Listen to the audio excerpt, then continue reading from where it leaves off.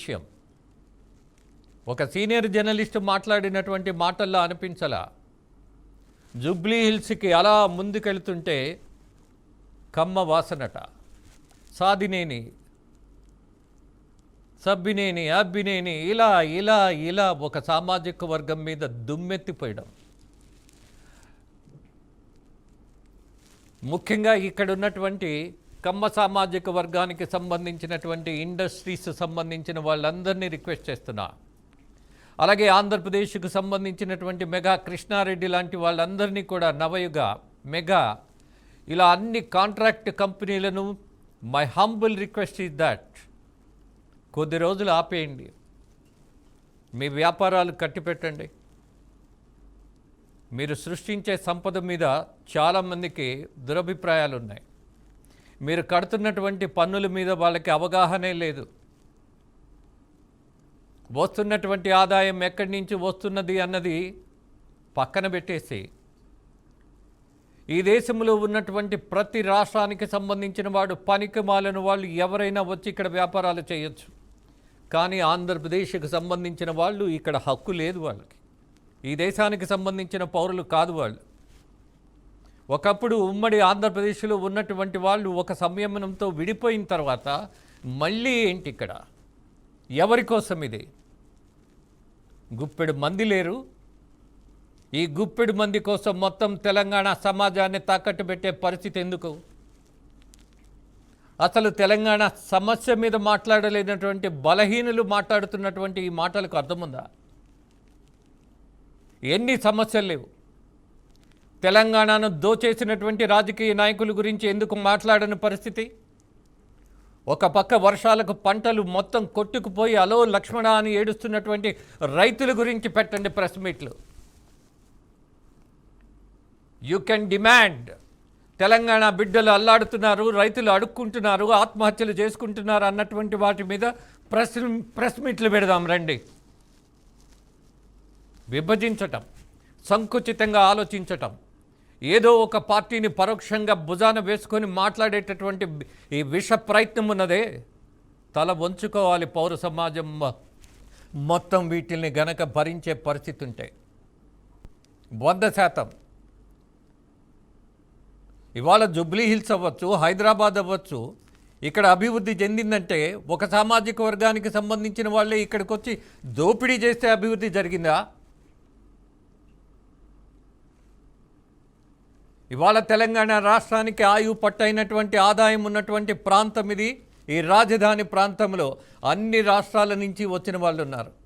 కేవలం కమ్మ సామాజిక వర్గానికి సంబంధించిన వాళ్ళే వచ్చారన్నటువంటిది, దోచేశారన్నటువంటి దాంట్లో ఉన్నటువంటి ఆంతర్యం ఏంటి?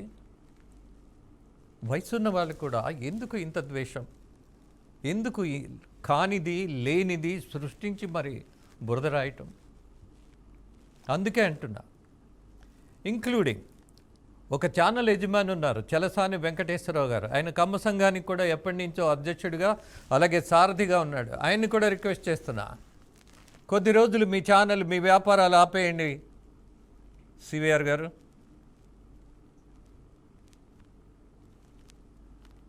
అప్పుడు ఎలా ఉంటుందో తెలంగాణ ఆదాయం ఒక్కసారి చూయించండి, ఒక్కసారి స్పందించండి. రైతులు గనక క్రాప్ హాలిడే అన్నట్టు కమ్మ సమాజ వర్గానికి సంబంధించినటువంటి రాజకీయ నాయకులు నియోజకవర్గాల గురించి పట్టించుకోకండి. ఇక్కడ సైలెంట్. మీ ఇండస్ట్రీస్ మొత్తం కొద్ది రోజులు మూసిపడేయండి, టోటల్ సైలెంట్ ఉండండి. అలాగే సినిమా రంగానికి సంబంధించినటువంటి కమ్మ సామాజిక వర్గానికి సంబంధించిన వాళ్ళందరూ వాళ్ళ సినిమా ప్రొడక్షన్స్ ఆపేయండి. ఏ పరిణామాలు ఉంటాయో ఈ అస్తవ్యస్తమైన ఆలోచన విధానంలో మాట్లాడుతున్నటువంటిది సోయ లేకుండా మాట్లాడుతుంటే, ప్రొఫెసర్ అక్కడే కూర్చుంటే ఒక మహిళ స్పందించిందని మళ్ళీ గుర్తు చేస్తున్న విమలక్క, ఆమెకు చేతులెత్తి నమస్కరించాలనిపించింది. ఇదేం కర్మరా బాబు అని ఆమె ఇలా తలబట్టుకున్నటువంటి విషయం, అలాగే పక్కనున్నటువంటి ఆయనతో షేర్ చేయటం ఇదేంటి అని, అది ఒక సమాజం పట్ల ఉన్నటువంటి కసి కానీ, బాధ్యత కానీ, స్పందన కానీ. అది ప్రొఫెసర్లు అవటము కాదు, అలాగే అంతర్జాతీయ సమస్యల గురించి విశ్లేషించటము కాదు. మన ఇంట్లో ఉన్నటువంటి కుళ్ళును కడిగేసేయాలి. మన ఇంట్లో ఉన్నటువంటి బురదను మామూలుగా కాదు, మళ్ళీ మళ్ళీ చిన్న మరక కూడా కనపడకుండా క్లీన్ చేసుకోవాల్సిన బాధ్యత తీసుకోవాలి. ఎదుటివాడి గురించి తేలిగ్గా మాట్లాడుతున్నాం కదా, ఇక్కడ ఒక్క విషయం చెప్పి ముగిస్తా. ఎదుటి వాళ్ళందరూ ఎందుకు పనికిరాని వాళ్ళు అని మాట్లాడుతున్నటువంటి వాళ్ళకి ఒక్కసారి ఆలోచించమంటున్నా. మీ అంత పనికి మాలిన వాళ్ళు ఉండరు కాబట్టే ఎదుటి వాళ్ళని అంత తొలనాడి మాట్లాడతాం మనం. ఇది వాస్తవం.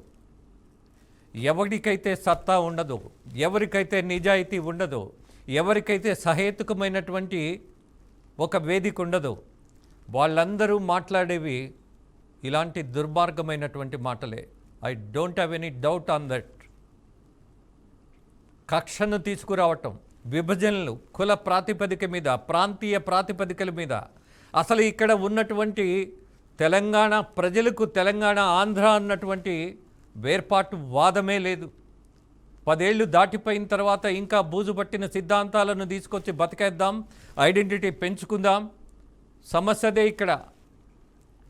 అటు బీఆర్ఎస్ గుర్తించదు, ఇవాళ ఉన్నటువంటి కాంగ్రెస్ గుర్తించదు. మరి మా పరిస్థితి ఏంటి? ఇది కదా జరుగుతుంది. ఎవరు ఏమనుకున్నా సరే ఇది మాత్రం సత్యం. దీన్ని ఆపకపోతే ప్రమాదం. ఎవరికి?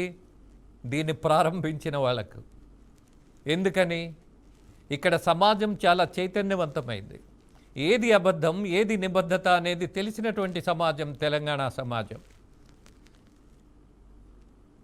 ప్రతి సామాజిక అంశానికి ప్రతిస్పందించే ప్రతి గడప తెలంగాణలో ఉండటం అనేది ఒక గొప్ప సంస్కృతి. మీరు వెళ్ళి ఒక తలుపు తట్టి ఒక కుర్రాడిని బయటికి పిలిచి ఆ రోజు ఉన్నటువంటి సమస్య మీద ఒక్క పాట పాడు అని అంటే చదువుకోని వాడు కూడా గొంతెత్తుతాడు, సమస్య మీదే మాట్లాడతాడు. That is the culture of Telangana. సమస్యలు సృష్టించడం కాదు, లేని సమస్యలు భుజాన వేసుకొని ఏదో దేశాధారకుల్లాగా మాట్లాడడం కాదు. ఒక్క విశ్లేషణ వల్ల వచ్చినటువంటి సమస్యను తీసుకొని బోన్ చేసుకొని ఇంతకంటే మాట్లాడాల్సిన అవసరం లేదు. అందుకే ప్రకాష్ రాజు స్పందించాల్సిన పరిస్థితి ఉన్నది అన్నది గుర్తు చేస్తూ